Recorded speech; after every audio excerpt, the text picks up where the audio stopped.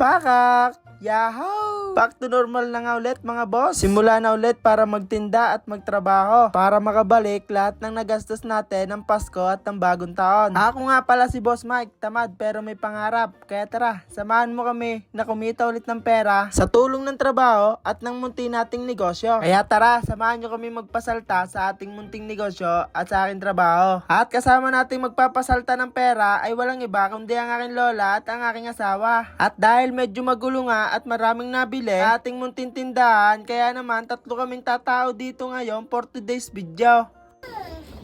Mama, 26, 24. Pirit-ligay numero mo din ng 529, nakatama ka doon.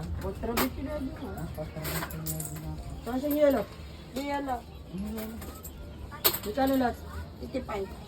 55? Tuloy po tayo. Yelo. Wala na? Bumaba pang anak. Nagtinda na nga pala. Boss Mike. Chow ka? Magana? Wala nga.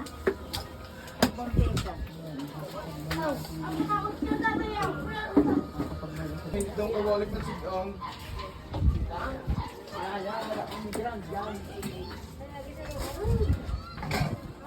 Hey, pusa! Habang ka na agad. Hi! Hi! Hi! Pagin po ako. Ang bulat.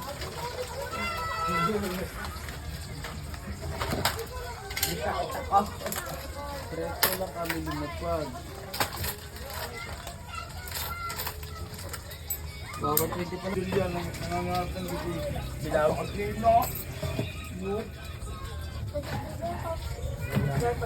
Isda.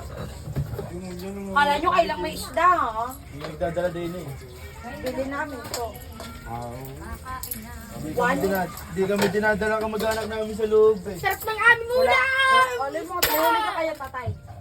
Ilaw lang kayo boy. Pagkakain na ako, ayaw mo pa eh. Isa.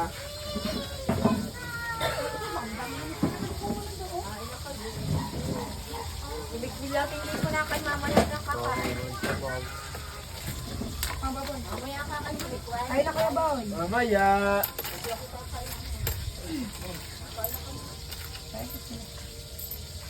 At kinabukasan naman ay pumasok naman tayo sa trabaho natin. Medyo na-miss ko nga pala yung pagtatrabaho. Pero mas masarap pala yung hindi nagtatrabaho. Soon, pag malaki na yung kita natin sa tindahan at medyo stable na yung ating financial, hindi na tayo magtatrabaho. At tambay na lang din tayo para masaya. Para katulad na rin tayo ng mga pangkal dito. Pero joke lang, magtatrabaho tayo hanggat hindi natin nakakamtan yung buhay na gusto natin. Yung pinangarap natin at pinangako natin sa ating sarili. Yung pinangarap natin na para sa ating pamilya. At para hindi maranasan ng ating anak yung ating dinanas ng bata pa tayo. Kung trabaho o negosyo yung magpapaangat sa buhay namin, hindi ako titigil hanggat nabubuhay ako. Magtitiis ako ngayon. Sabi nga, hindi habang buhay na nasa baba kayo. Aangat din kayo pagdating ng araw. Kaya antay mo lang yung tamang panahon at darating din yon. Yun yung pinangahawakan ko sa ngayon. Malay mo, pagdating ng araw, natupad na yon. O diba? Happy na? Paka! Paano guys? Nakapagpasalta na tayo ng pera ngayong taon. At sana tuloy-tuloy na to. Para yumaman na tayo ngayon 2026. Ay siya, paano mga boss? Hanggang dito na lang siguro.